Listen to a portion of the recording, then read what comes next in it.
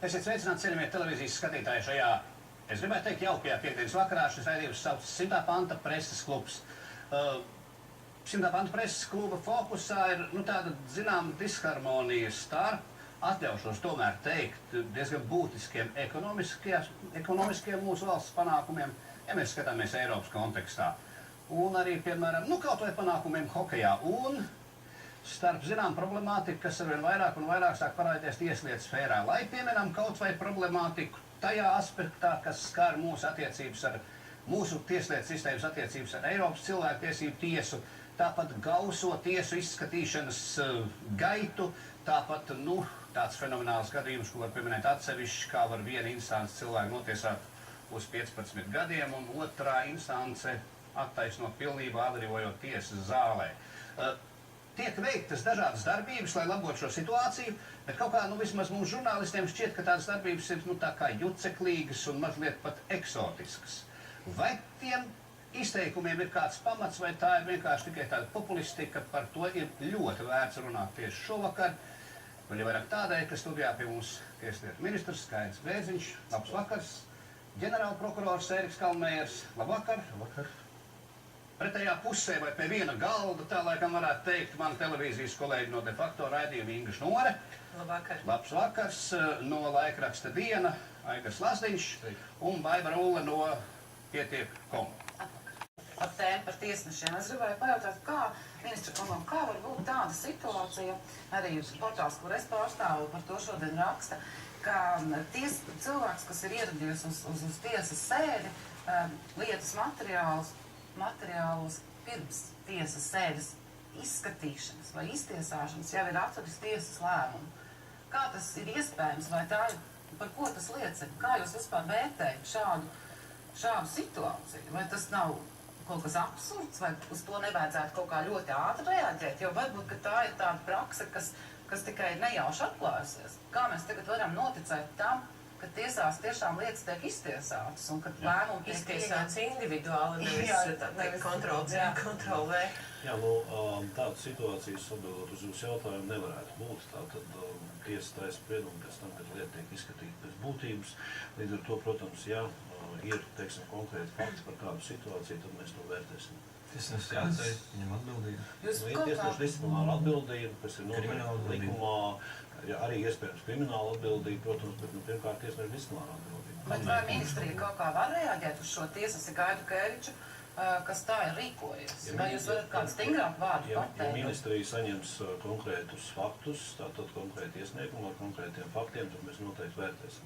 Šāds spriedums pirms sēdes izklausās pēc Eiropas cilvēktiesību konvencijas panta pārkāpuma, tas ir tiesības uz taisnīgu tiesu. Vai tas ir jau spriedums vai sprieduma projekts? Tur bišķiņa atšķirība, es nezinu, tā kā... Es varu piebilst šī jautājuma sakarā, ka tas nav pirmais gadījums, vēl ir bijis tāds gadījums, ka šādā pat tekstā tas izskanēja, bet vispirms vajag pārbaudīt apstākļus un noskaidrot, kas šo dokumentu ir gatavojis. Ka 2008. gadu, manuprāt, bija viens šāds gadījums, un arī veicot pārbaudu noskaidrojas, ka tiesneša palīgs ir sagatavojis šo projektu un atstājis lietas materiālos, jo pats par sevi, ja tiesneša palīgs ir gatavojis, tas nav nekas, bet, protams, es viennozīmīgi piekrītu, ka šādiem materiāliem nav jāatrodās lietā, un par to, protams, šeit ir jārunā gan par vai tā ir ētikas, vai disciplinārā atbildība, vai kas vairāk. Tātad vispirms ir jānoskaidro apstākļi, kas ir gatavojis šo dokumentu, kas tas par dokumentu un kāpēc viņš ir atradies lietā. Kalmējiet, kungs, bet jūs varētu iedomāties, cik liels būtu skandāls, ja, piemēram, Lemberga krimināla lietas materiālos viņa advokāti būtu atraduši šādu lēmumu. Nē, es saprotu, es arī teicu, ka tas ir nepieļaujami, ka šādi dokumenti, tas nav dokuments par tādu, tas ir kaut kāds rakstītais teksts, jo manuprāt, es vismaz nezinu, vai tur bija virsū paraksts vai kas, vai tas bija projekts un kas viņi vispār ir gatavojis, jo tas, ka tiesneši palīgi gatavo projektus, tas ir tā normāla praksa, un tā viņi arī gatavojās paši turpināt tiesnešu karjeru. Un ja viņš ir savu viedokli izklāstījis uz šī dokumenta projekta, bet pirms tiesas sēdes gatavo šādus lēmumus. palīgs var arī gatavot savu viedokli, un pēc tam viņš var salīdzināt ar to, kā tiesnesis ir izlēms. Tā kā ir pa priekš jānoskaidro, un tikai tad varam. Mēs sagaidīsim to redzi. Kā, tur tiesnešiem jāmācās, jāuzlabo savas kvalifikācijas, bet šis te jaunākais Reinas kundzes biroja ziņojums, kur dēļ mēs par Eiropas cilvēktiesību tiesu atkal vispār runājam, principā tas ir par tiesnešu attieksmes dēļ pieļautajām kļūdām. Piemēram, ļoti ilustrīvs gadījums bija kāds puisis no Daugavpils, kurš bija apsūdzēts zādzībā un apsūdzētā statusā viņš pavadīja 11 gadus. 8 no tiem lieta atradās tiesā un nenotika nekāda virzība.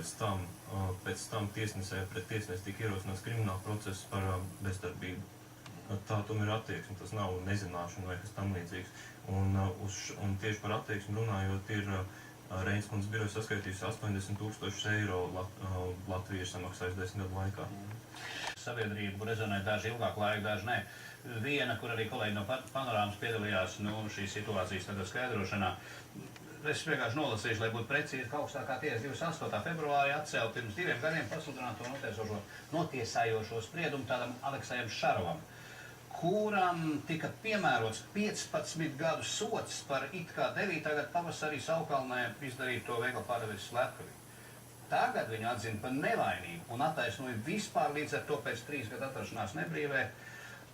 Viņš tika atbrīvots no apcietinājuma tiesas zālē. Tas mans cilvēciskais izbrīns ir, kā var būt tik ļoti atšķirīgi. Mērījuma tiesa, tagad gan, kā es saprotu, tad prokuratūra ir kasācijas sūdzību devusi par šo redzēs, kā būs tālāk, bet kā var būt tik ļoti atšķirīgi vērtējumi 2 līmeņu tiesās.